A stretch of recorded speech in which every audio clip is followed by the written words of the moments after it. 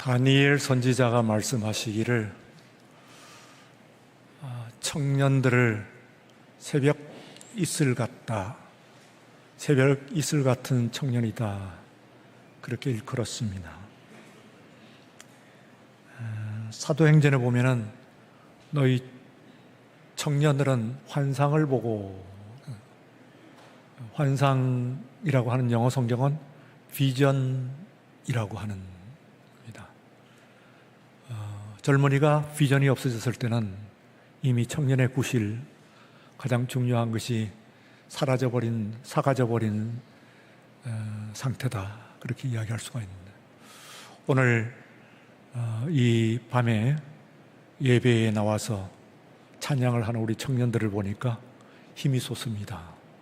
여기에 희망이 있고 여기에 우리의 비전이 있는 줄로 믿습니다. 다시 한번 우리 청년들, 참여한 성과 그 외에 우리 모든 자녀들을 축복하는 박수를 한번 더 하십시다.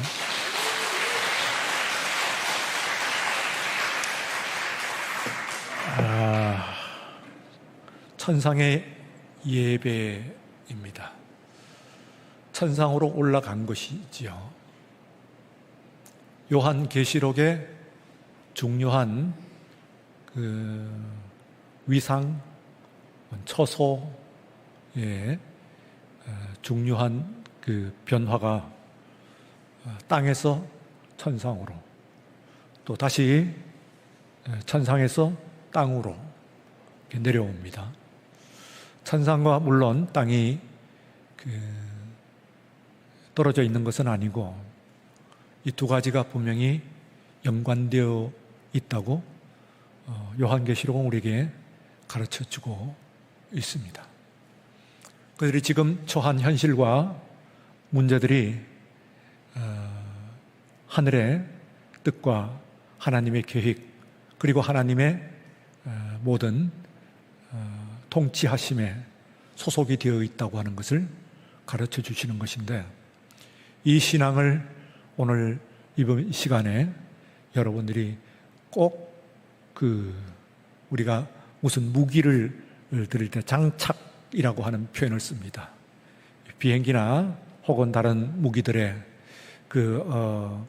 아주 특별한 그런 기능들, 이런 것들을, 무기들을 포함시킬 때 장착이라고 하는 표현을 쓰는데, 오늘 여러분들이 모두 이 밤에 나와서 예배를 드리는 가운데서, 말씀 가운데서, 주시는 은혜 가운데서 이 천상의 신앙을 장착하시는 여러분들이 되시길 바랍니다.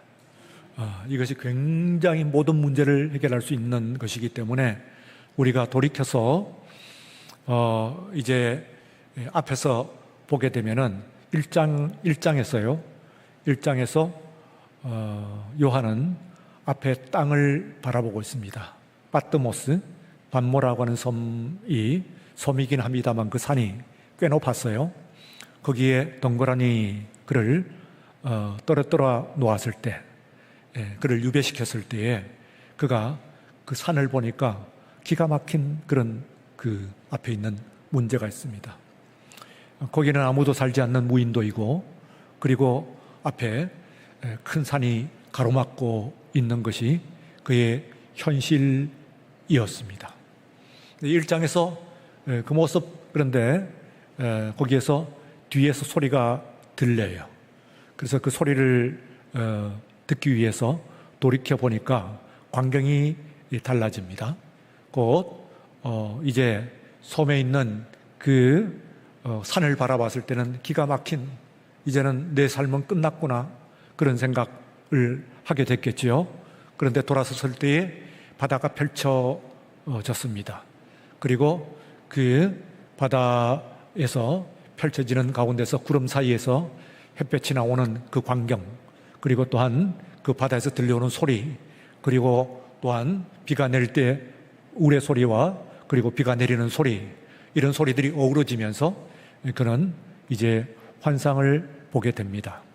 그러면서 그 바다 건너에 비로소 그에게 있어서의 태스크, 그의 미션, 그의 임무를 생각하게 됩니다. 뒤로 돌아서면은 산이라고 하는 바트모스 산, 반모섬의 그 문제라고 하는 것이 그를 가로막고 있습니다만, 그러나 뒤를 돌아보니까 오히려 그의 미션이 보입니다. 그래서 2장과 3장에 곧 그의 미션이 펼쳐지는 겁니다. 소아시아의 7교회의 사자들에게 편지하라. 그래서 에베소, 버가모, 소마나, 버가모, 두아디라, 빌라델비아, 라오디게아, 그리고 사데 하는 7교회가 있는데, 그 7교회가 소아시아에 있는 그의 미션입니다. 이제는 그 미션과는 완전히 절연되어서 그는 동떨어져서 이제는 그의 인생이 거기서 끝날 수밖에 없는 그런 환경에서 그런 돌이켜서 몸을 돌이켜서 보게 되니까 주님이 보였고, 그리고 또한 나아가서는 그의 미션이 보였습니다. 그래서 그는 오히려 그 미션을 그의 미션을 수행하는 것이 2장과 3장의 7교회의 편지로서 나타나는 것이죠. 그것이 나타나고 난 다음에 그건 땅입니다. 말하자면 땅이죠. 그러니까 하늘, 그 반모섬이라고 하는 문제의 땅, 거기서부터 돌이켰을 때에 하늘이 보였고, 그리고 또한 그 하늘 넘어서 이제 7교회라고 하는 그의 미션, 땅이 보였고, 그리고 그 미션을 수행하고 난 이후에 천상으로 올라갑니다.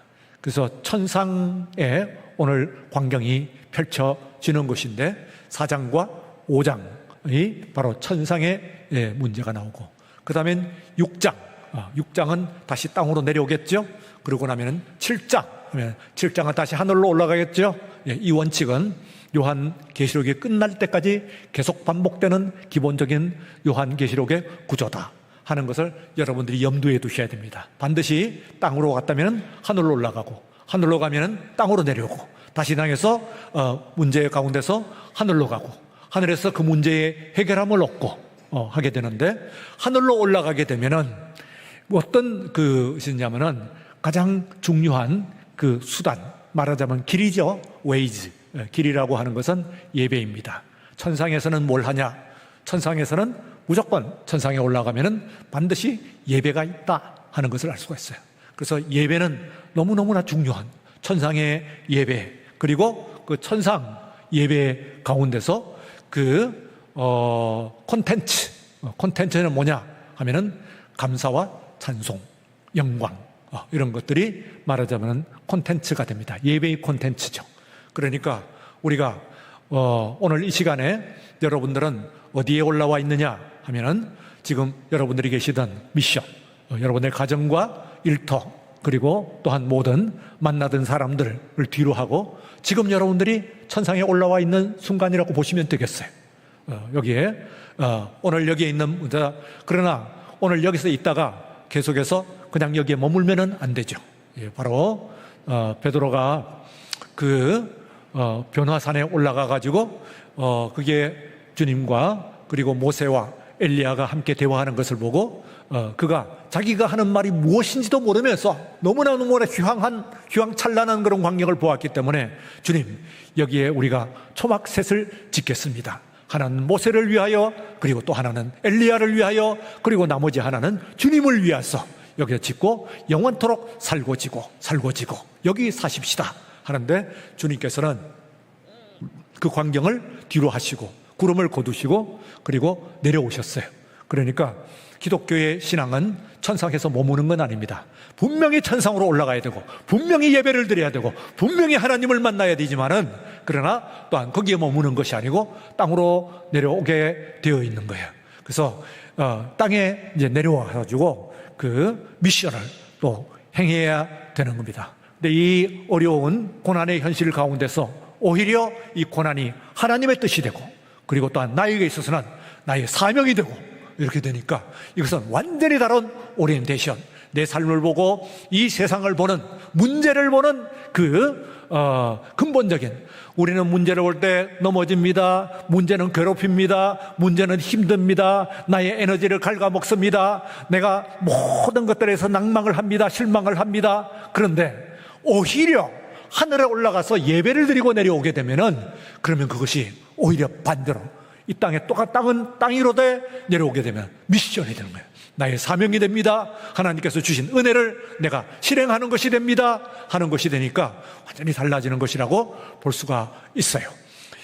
그래서 오늘 여기에 있는 말씀에서 천상으로 올라가게 됩니다. 천상에 올라가게 되는데 오늘 천상의 광경 가운데서 보게 되면은 우선 정리, 상징 정리부터 한번 해보지요. 상징 정리 하면은 여기에 가장 특별하게 나오는 것이 바로 그 생물이 나옵니다. 생물, 보좌가 있고, 우선은 보좌, 하나님의 보좌가 있고, 보좌를 둘러싼 이 네 생물이 나와요. 사자가 나오고, 그리고 하나는 또 송아지 같고, 그리고 또 하나는 사람 같고, 그리고 또 하나는 독수리 같다. 이래가지고 이 네 개의 생물이라고 하는 것이 나옵니다. 그런데 이 생물이라고 하는 말을 지금 우리말로 여러분들이 알아듣기 쉽게 이해를 하면은 이걸 뭐라고 그러냐면 퍼스널리티, 인격이라고 이렇게 보시면 됩니다. 네 개의 인격을 가지고요. 하나님의 보좌를 둘러싸고 있는데 하나님의 보좌, 곧 하나님은 어떤 인격을 가지고 있느냐 하면은 우리 하나님은 인격의 하나님이신데 곧 사자 같은 그 인격과 송아지 같은 인격과 그리고 또한 그 사람 같은 인격과 그리고 독수리 같은 인격을 가지고 있다. 그런 이야기죠. 그런데 여기서 우리가 이 말씀이 어디에 있는 말씀이냐 하면은 구약 성경에 나와 있는 에스겔서 1장 10절에 있는 네 생물과 똑같은 생물이 나오고 있어요. 그래서 여러분들이 에스겔 선지자 아시죠? 에스겔 선지자가 거기에서 포로로 끌려간 땅에서 그게 환상을 봤을 때 처음 보는 것이 말하자면은 네 생물의 하늘을 쳐다봤을 때 네 생물의 환상을 보게 됩니다. 그래서 이것을 가지고 말하자면은 그 네 생물을 전통적으로 여러분들이 이것은 우리들의 신앙적인 상식을 가지고 했는데 네 복음서에 연관을 시켰어요. 그래서 아타나시우스, 이렌네우스, 아우구스티누스, 히에로니무스, 지금 내가 얘기한 사람은 아시는 분은 아실 겁니다만 기독교를 만든 사람이에요. 물론 기독교는 예수님 만드셨고 베드로와 바울이 중요하지만 예수님 끝나고 성경이 끝나고 난 다음에 오늘까지 2000년 동안에 이 기독교가 이르는 동안에 있어서 다들 여러 사람들이 헌신을 했습니다만 그 중에서 대표적으로 오늘의 우리의 기독교 신앙을 만든 사람들이 있으세요. 한 10명쯤 든다고 하면 그 10명에는 분명히 이 네 사람이 들어가요. 이렌네우스, 그리고 아타나시우스, 그리고 아우구스티누스, 그리고 히에로니무스는 영어로는 제롬, 그런 사람입니다. 이 네 사람들은 기독교 2000년사를 조금만 아는 사람이면 너무너무 중요한 사람이에요. 2000년에서 10명의 대표자를 이야기하면 이 사람들이 빠질 리가 없는 정도로 아주 중요한 사람이야. 근데 이 사람들이 다 말하자면 다 그 복음서, 사복음서를 가지고 연관을 시켰는데 조금씩은 달라요. 예를 들어서 제롬이라고 하는 사람은 마태는 사자복음, 그리고 마가는 황소복음, 그리고 또 누가는 사람복음, 그리고 요한은 독수리복음 이러는데 앞에서 조금씩 어떤 사람은 또 어떤 분은 반대로 마가복음이 바로 사자복음이고 그리고 마태가 황소복음이다, 소복음이다, 그렇게 이야기를 해요. 그래서 어쨌든 그것은 조금씩 주장에 따라서 다르긴 합니다만 그러나 기독교 사상 중요한 인물들이 했던 작업 중에서는 반드시 네 복음서가 곧 이 네 인격을 가지고 있다. 그러니까 복음서 자체가 나름대로의 퍼스널리티를 가지고 있다, 그런 이야기죠. 마치 말하자면은 마태복음 보면은 그 마태복음이 사자와 같다, 혹은 소 같다, 그러는데 지금 제가 방금 한 말을 가지고 여러분들이 조금 들었을 때 하는 것이 생각이 났는지 모르겠어요. 왜 그러냐 하면은 제가 이 송아지라고 그랬는데 오늘 본문에서 송아지라고 그랬거든요. 그런데 거기에 보면은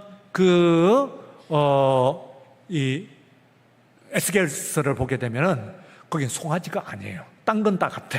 예, 사자 그리고 사람, 독수리는 똑같은데 그 뒤에 있는 그것이 송아지로 되어 있지 않고 오히려 황소라고 되어 있어요. 황소. 그러니까 이게 송아지인데 그러면 똑같이 했으면은 여기도 황소라고 그랬어야 될 것 같은데 왜 송아지라고 그랬느냐 하는 것이 이제 하나의 질문입니다. 이것은 말하자면 아주 중요한 것일지도 아닐지도 모르지만 요한계시록이라는 책이 어떤 책이냐 하는 것을 알기 위해서는 나름대로는 꽤 중요한 부분이라고 이야기할 수가 있어요. 왜 그러냐 하면은 그때 에스겔은 이 성경을 쓸 때 뭘로 썼겠어요? 히브리어로 썼겠지요. 그런데 요한계시록은 뭘로 썼다고요? 헬라어로 썼어요. 그리스어로 썼단 말이에요. 근데 그리스어로 썼다는 이야기는 무슨 얘기냐면은 그 앞에 있는 에스겔 선지자가 있을 때는 그리스를 알지도 못했어.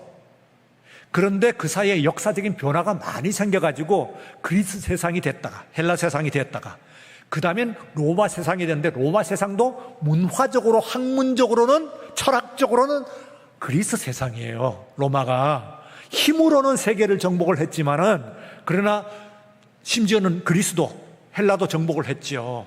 그런데 정복을 해놓고 보니까 너무 놀라운 거예요. 이 사람들의 건축, 이 사람들의 철학, 이 사람의 사상, 이 사람의 종교, 이 사람들의 미술, 모든 문화, 그러니까 너무너무 놀라워.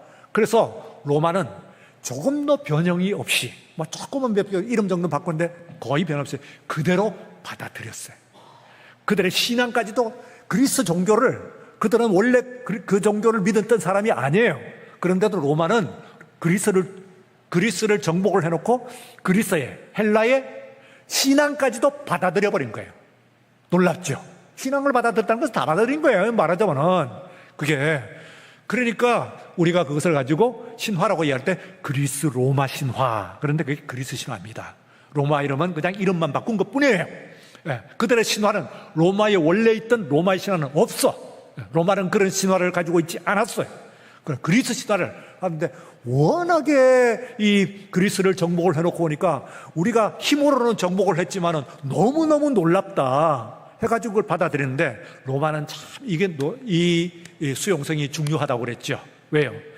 AD 313년에 가게 되면 그리고 415년 이 사이에 어간에 가면은 로마는 이 신앙 그리스 신앙도 버리고 기독교 신앙을 받아들여요. 버려요. 그리고 이제부터는 공인한다 그랬다가 국교다. 우리나라의 로마 나라 전체는 국교다. 그리고 다른 것은 다 이단이다. 이러고 로마가 이야기를 한 건데 그 전례가 있어요. 앞에 문화적으로 그리스를 받아들일 때 로마가 그랬단 말이에요. 이거예요. 그런데 이때에 이제 로마 세상이 되다 보니까 곧 학문적으로는 뭐라고요? 신앙적으로는 철학적으로는 그리스 세상이 되다 보니까 그리스를 헬라라고 그래요. 예, 그리스라고 하는 이름도 쓰지만 엘라스라고 하는 그 국명을 더 좋아해요. 지금 그리스 사람들도 지금 엘라스 하는 말을 더 좋아해요. 그리스보다는 그릭 하는 말보다는 엘라스, 헬라스 하는 말이 더 자기들의 좀 자부심을 주는 그런 이름이라고 그래요. 그래서 우리가 그리스라고 합니다만 또한 헬라어 그러죠. 그걸 가지고. 그런데 이 사람들이 이제 하다 보니까 세계어가 그 당시에 로마가 세계를 정복을 했는데 로마의 세계가 됐는데 힘으로 했는데 어느 나라가 또 그 세계를 정복했겠어요? 그리스가 세계를 정복을 했어요. 로마는 그냥 속수무책이야. 아까 얘기했던 히에로니무스 그 사람이 나중에 불가타라고 해서 로마어로 라틴어, 로마는 라틴어라고 그래요. 로마어로 성경을 최초로 번역을 하긴 했습니다만, 그러나 그들도 그리스를 받아서 그리스 성경을 읽은 거야. 그 사람들이 헬라어 성경을 받아들였어요. 그래서 이 신약 성경은 헬라어로 쓰여졌는데, 이때에 헬라어로 받아들이니까 문제가 하나 생겼어요. 황소라고 하는 말을 영어로는 ox, 혹은 불, 좀 되겠죠. 그런데 이걸 하려고 하니까 좀 문제가 생겼어. 왜냐하면 그전에는 없던 그리스 세상이, 헬라 세상이다 보니까 헬라 신화의 제일 앞쪽에 우리나라로 하면 단군 설화와 같은 그런 그 부분에 소속되는 것이 미노스 섬의 신화가 나와요. 미노스 섬. 이건 어디에냐면 단군 설화와 같은, 혹은 고주몽, 그런 것과 같은 위치를 가지고 있는 것이 미노스 신화야. 그런데 여기에 괴물이 나와. 그 괴물의 이름이 타우러스, 미노타우러스라고 하는 거야. 미노 하는 것은 미노스 땅에, 미노스 나라에, 미노스 왕에, 타우러스 하는 말은 그건 뭐냐면 소라는, 황소라는 뜻이에요. 황소. 미노스 타우러스, 미노타우러스 하는 것은 미노스 땅에, 미노스 왕의 타우러스라고 하는 거예요. 그러니까 헬라어로, 영어로는 옥스 혹은 불 하는 것을 헬라어로 쓰게 되면 어떤 것이 되냐면은 타우러스가 돼요. 타우러스. 그러면은 이게 그냥 말은 시대적인 그 의미가 있잖아요. 그렇죠. 그러니까 이제 시대적인 의미가 있으니까 잘 써야 되죠. 시대적인 의미를 가지고 하면은 잘 써야 되죠. 그런데 이 사람들한테서 타우러스 그러면은 얼른 온 세상이 전부 헬라화되어 있으니까 사고가 미노타우러스라고 하는 것이 딱 떠올라요. 이 미노타우러스의 타우러스는 그러니까 황소라는 의미가 있지만은 괴물 이런 뜻이야. 괴물. 미노타우러스가 머리는 황소고 그리고 몸은 사람인 괴물이에요. 그게 나오는 것이. 그러다 보니까 모든 사람들은, 헬라화되어 있는 모든 사람에서 타우러스라면 괴물? 이렇게 떠오른단 말이에요. 그러니까 타우러스라고 하는 말을 못 쓰고 이걸 말을 바꿔요. 그래서 미스코스 하는 말을 쓰는데 이게 송아지란 뜻이야. 그러니까 이 요한 사도가 딴 건 그대로 계시록에 에스겔의 1장 10절을 그대로 갖고 오는데 이걸 가지고 지금 나는 이제 헬라어로 써야 되는데 그 히브리어 쓰지 않고 헬라어로 써야 되는데 히브리어로 되어 있는 그 쇼라는 그 황소를 그대로 쓰면은 타우러스가 되는데, 타우러스 하면은 사람, 독수리, 그리고 그 사자 이러는데 괴물, 그리고 괴물 이렇게 된단 말이에요. 그래서 쓸 수가 없겠지요. 그래서 이걸 가지고 말하자면은 송아지라고 바꿨습니다. 송아지. 큰 뜻은 별건 없겠지 하고 되어 있는데, 오늘 우리들에게 있어서는 이것은 다시 번역을 또 그때의 사도 요한이 했던 것과는 또 한 번 번역을 해요. 왜? 오늘 우리들은 그런 신화 없어. 황소라고 해가지고 여러분들에게 있어가지고는 괴물이 머리에 떠오르는데 하는 사람은 이 가운데 아무도 없어요. 그렇기 때문에 황소 하는 것이 오히려 원어는 아니고, 원어는 송아지예요. 송아지란 말을 썼어요. 미스코스라는 말을 썼는데, 원래 이 말이 의미하는 그게 맞겠다 하는 생각을 해보았습니다. 어쨌든 하나님의 보좌는 어떤 거냐 하면은, 사자는 모든 짐승 중에 왕이야. 그리고 또한 황소는 모든 가축 중에 왕이야. 독수리는 모든 하늘을 나는 것 중에 왕이야. 사람은 모든 이 세상에 있는 생명 가운데서 왕이야. 통치자야.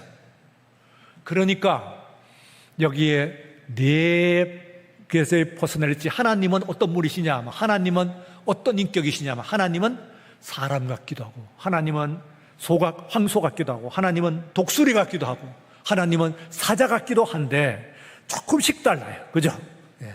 사자가 나타내는 그 강렬한 모습, 이 사자는 이 이스라엘을 나타냅니다. 그래서 다윗 왕자를 사자로 얘기하잖아요. 이번에 이란을 치더라도 라이징 라이온 그랬잖아요. 일어나는 사자. 이스라엘이 일어선다 그 말이에요. 그러니까 다윗의 그 꿈이 다시 재현된다 하는 그런 뜻이죠. 그러니까 이거 사카롭게 키면, 그러나 또한 독수리 같으면 창공을 날면서 온 공중을 다 다스리는, 당할 자가 없는 통치자. 공통점인 것은 통치예요. 하나님은, 하나님의 보좌는 다스리는 분이시다. 예. 이거를 굳게 알아요. 여러분들이 하나님은 누구를, 나를, 그리고 오늘 이 세상을 다스리는 분이신 줄로 믿습니다. 이게 은혜가 돼야 돼요. 다스린다고 하는 말에 뼈저리게 여러분들이 알게 되면은, 그러면 여러분들이 하나님은 나를 통치하시는, 하도 많이 이야기해서 좀 맛이 갔습니까? 안 돼요. 여러분의 실제의 모든 삶을 온전히 통치하시는 분이신 줄로 믿습니다. 자, 그런데 그분의 내 보좌를 둘러싸고 있는 내 퍼스널리티, 내 인격이, 그런데 그분은 어느 쪽으로든 하늘도, 그리고 또한 가축, 집안의 모든 뭘까요? 사자 하면 여러분의 들판을, 여러분의 산업, 직장, 하나님께 다스리는 줄로 믿습니다. 예. 황소, 여러분의 집안에 있는 모든 것들을 하나님께 다스리시는 줄로 믿습니다. 예. 사람, 오늘 내 인격적인 부분, 내 삶의 어떤 부분을 다스림. 또 내가 멀리 하늘을 나르고 내 꿈, 이런 것들을 펼치는데도 하나님께서 나를 다스리는 분이시다. 그런 이야기예요. 자, 오늘 여기서 거기서 또 하나, 밖을 둘러싸고 있는 24장로. 자, 색깔이 나오거나, 이제 여러분들이 요한계시록은요, 이 신앙을 받아들이는 것이 어렵지, 이 신앙을 풀어내는 데는 우리로서는 하나도 어렵지 않아. 풀어내는 것은 말하면 암구호와 같은 거예요. 예, 우리 청년들 군대 갔다 왔죠. 암구. 그러면 이제 말하자면은 암구가 올빼미, 그러면 뻐꾸 그런다. 이러면은 여러분들 그 뻐꾸를 모르는 사람한테는 올빼미 하면은 웬 올빼미야? 이럴지. 뻐꾸는 혹시 나올지 몰라. 근데 올빼미 해놓고는 멍멍 그래버리면 이건 완전히 안 나오는 거예요. 그런데 이것을 모든 오늘 보초를 나가는 사람, 수색을 나가는 사람, 모든 야간에 정찰을 나가는 장병들에게는 부대에서 알려줍니다. 오늘 암구호는 말이지, 올빼미 하면은 멍멍.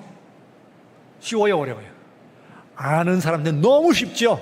멍멍을 모르는 사람이 어딨어. 올빼미 하는 멍멍이란데. 그렇기 때문에 요한계시록 앞으로 나오는 모든 숫자, 색깔, 사물, 뭐든지 너무 쉬워. 세상에서는 몰라. 올빼미 하는데 글쎄 올빼미가 왜 이러냐 이러고 나오겠지. 근데 우리는 이미 여러분들에게 알려져 있기 때문에 너무 쉬워요. 그래서 하나도 어려울 거 있습니다. 그야말로 상식 중에 상식, 기초 상식이라고 보시면 돼. 너무나 그게 암구호의 특징이야. 밖에 있는 사람이, 외인들에게는 절대로 어려운데 불가능하지. 그런데 안에 있는 사람에게는 머리 쓸 일이 없어. 예? 머리 쓸 일이 없어. 머리를 굴리지 않아도 돼. 그러면 이제 머리 굴리지도 않고 이미 알고 있는 여러분들에게 24가 뭐게요? 24가 뭐예요? 24. 뭐 같아요? 예. 아직까지는 암구가 발표가 안 됐구만. 12 더하기 10이거든. 아무것도 아니죠? 그거? 12지파 12제주, 제자. 구약, 신약. 그러니까 24가 왜 나오냐 하면은 아무것도 아니요. 12 더하기 10이야. 그 이상도 이하도 아니야. 더 어렵게 만들려고 하는 게 아니야. 더 쉽게 만들려고 하는 거예요. 여러분들에게 너무 쉽게 가르쳐 주려고 하는 거예요. 단, 바깥에 있는 사람이 24라고 그러면은 이거는 몰라요. 앞에 있는 7은 뭐라고 그랬어요? 7교회, 4 더하기 3이라고 그랬죠? 4 더하기 3. 그러면은 3은 뭐예요? 하늘. 성부, 성자, 성령. 하늘. 땅. 4는 동서남북, 봄, 여름, 가을, 겨울. 땅. 그러니까 하늘과 땅이지. 하늘과 땅의 완전수가 합해진 것이 7이에요. 이걸 곱하면 10이에요. 12를 2번 더하면 24예요. 그러니까 이 숫자들은 같이 뺑뺑 도는 거예요. 이제 알았죠? 그럼 반복이 돼도 마찬가지야. 앞으로도 7이 계속 나올 거예요. 그럼 무조건 이제는 질문할 필요가 없어. 왜냐하면요, 이 요한계시록은 흔히 어디서 걸리냐면 무슨 이상한 이야기를 하려고 하는 것이 아니에요. 요한계시록에 정말 어려운 것은 뭐가 어려운 거냐 하면은 지금 여러분의 모든 문제를 해결할 열쇠가 하늘에 있습니다. 이게 아멘이 돼야 돼. 이게 어려운 거예요. 오늘 여러분들이 지금 당하고 있는 문제 있죠? 우리 청년들 당하고 있는 문제. 이 문제가 땅의 문제죠. 그런데 이 문제의 해결이 하늘에 있는 줄로 믿습니다. 믿어요? 이게 되면 돼요. 이거야 어려운 거예요. 이게 가르치는 거지 10이 가르치는 것은 아니야. 그건 뻔해. 너무나 뻔해. 예. 예? 흰옷. 흰옷은 뭐예요? 정결이지. 정결. 정결한 모습이야. 흰옷이라고 하는 것은. 그러니까 한 번만 처음 들을 때 내가 여러분들에게 구호를 처음에 알려줄 때 그때만 알아들으면 그만은, 그 다음에는 하나도 어렵지 않은데, 실제로는 여러분들은 문제 해결은, 땅의 문제 해결은 하늘에 있습니다. 다 같이 땅의 문제 해결은 하늘에 있습니다. 문제 해결의 방법은 예배입니다. 예배의 우리의 그 정서는 감사와 찬양입니다. 믿습니까? 이게 정말로 믿어져야 돼요. 이게 정말로 들어와야 돼요. 나 오늘 참 문제가 많다. 오늘 세상을 살아가는데 여러분들이 예기치 않는 그 구렁텅이에 빠지고 덫에 걸리고 올무에 걸리고 하는 게 없어요? 살아가면 살아갈수록 기가 막힐 웅덩이에 안 빠져요? 그런 사람 어디 있어? 그 문제에 임했을 때에 여러분들이 생각하면 내가 지금 땅의 구덩이에 빠졌다고 할지라도 이 문제의 해결은 하늘에 있는 줄로 믿습니다. 그리고 또한 그 문제를 해결하는 방법은 예배인 줄로 믿습니다. 그 예배에 나가는 나의 태도는 감사와 찬양인 줄로 믿습니다. 이게 되면 해결이 돼. 이것이 중요하지. 숫자 그게 아주 중요하지 않은 건 아니지만 황소가 어떻고 뭐 어쩌고 저쩌고 하는 것이 아니. 내생물이라고 하는 것이 하나님의 보좌를 둘러싸고 있는, 보좌는 사각형으로 생겼으니까 둘러싸고 있는 그 퍼스널리티, 인격이 어떤 때는 사자같이, 어떤 때는 독수리같이, 어떤 때는 황소같이, 어떤 때는 사람같이 여러분들이 임하시는 거예요. 하나님께서 임하시는 거예요. 예배를 드리기만.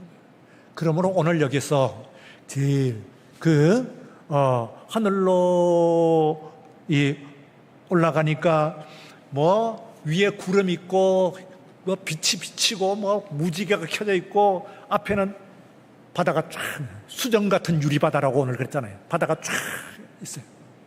그 바다 가운데서 위에 있는 그 해가 떠 있는 가운데서 무지개가 쳐 있는 가운데서 환상을 넘어서 가지고 다시 말하면요. 이게 또 중요한 것이 뭐냐면은 우리는 우리의 감각이 뭐 오감 그럽니다만 가장 중요한 것이 뭐예요? 보는 것과 듣는 것이잖아요. 근데 보는 것과 듣는 것은 뭐하고 연결이 돼야 되냐면 오늘 요한 사도는 뭐요? 에스겔서 그리고 거룩하다 하는 말은 8절에 있는 말씀은 이사야서 그리고 마지막에 11절에 있는 만물을 지으신 이시라 하는 것은 창세기에 그 얘기예요. 그러니까 요한계시록의 특징은 그냥 보이는 거 들리는 거 갖고 환상을 보는 게 아니야. 여기에 중요한 엘리멘트가 가는데 말씀이 들어가는 거예요. 무슨 얘기인지 아세요? 우리가 보는 것과 듣는 것은 경험이고 여러분 체험이고 그 다음에는 하나님의 말씀이 있어야 돼요. 이 요한에게 있어서는 구약 성경이 하나님의 말씀이에요. 이 말씀이 함께 어우러져야 돼요. 그래서 절대로 여러분들이 문제를 해결할 때 듣는 것과 보는 것만 가지고는 해결을 못해. 그 속에 뭐가 들어가야 돼요? 하나님의 말씀이 들어가야 되는 줄로 믿습니다. 말씀이 없으면 능이 없어요. 그러나 말씀에만 있으면 아무것도 안 돼. 그 대신 또 말씀이 보는 것과 듣는 것, my experience, 나의 경험이 있어야 돼. 그래서 나의 경험과 말씀. 한쪽에서는 성경, 스크립투라. 하나는 저기서는 뉴스페이퍼, 신문. 그랬잖아요. 이 두 가지가, 이 신문이라는 얘기는 경험이란 거예요. 경험. 이 두 가지를 같이 쥐고 오면서 내 경험, 내 삶 가운데서 하나님을 찾고 하나님에게 그 모습을 의뢰하고 하면서 여러분들의 문제를 해결해 나가는 방식, 이거를 요한계시록을 읽으면서 완전히 체득을 해야 돼요. 여러분들이. 그러면 요한계시록은 다 읽는 거예요. 사실은 안에 있는 그 숫자, 색깔, 무슨 사물 이런 상징은 그때그때 가르쳐주고 나면 한 번만 배우면 변치 않아. 24가 또 나올 때는 다른 모습으로 나오는 게 절대 아니야. 7이 다시 나오면 7은 언제나 동일해.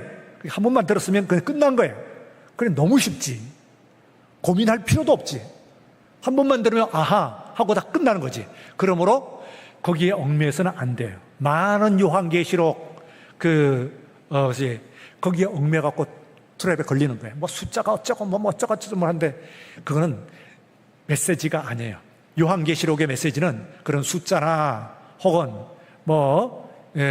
이런 것들의 트랩을 놓은 것이 아니에요. 쉽게 하자고 합니다. 정말 정작 쉬운 것은 오늘 다시 여러분들에게 다시 말씀드립니다. 정말 쉬운 것은 정말 우리들에게 되냐 안 되냐 하는 것은 이제 여러분들에게 결단에 있는 거예요. 여러분의 믿음에 달린 거예요. 내 지금 당하고 있는 환난은 해결은 하늘에 있습니다. 하나님 그 해결의 방법은 천상에서 예배를 드리는 것입니다. 오늘 이 시간에 여러분들이 예배를 드리심으로 말미암아 여러분이 갖고 있는 땅의 모든 문제들이 해결함을 받는 오늘 이 시간 되실 줄로 믿습니다. 그리고 나올 때는 감사와 찬송. 뭐가 감사하고 뭐가 찬송이에요. 지금 잡히면 잡혀 죽는 상황에서 그러나 하늘로 나왔을 때는 하늘 예배를 드릴 때는 감사와 찬송이에요.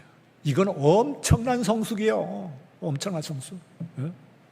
내가 병에 걸려 죽고 부도가 나고 사업이 나고 뭐 집안에 문제가 나고 뭐 난리가 났는데 무슨 감사와 찬송으로 하나님께 나오냐고요. 어?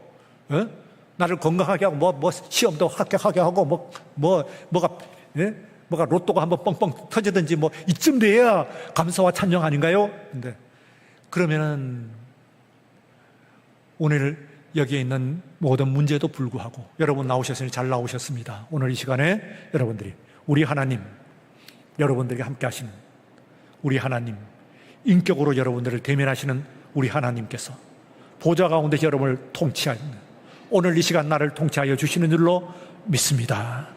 주의 말씀 가운데서 문제를 해결함을 받는 우리 모두가 되시기를 축원합니다.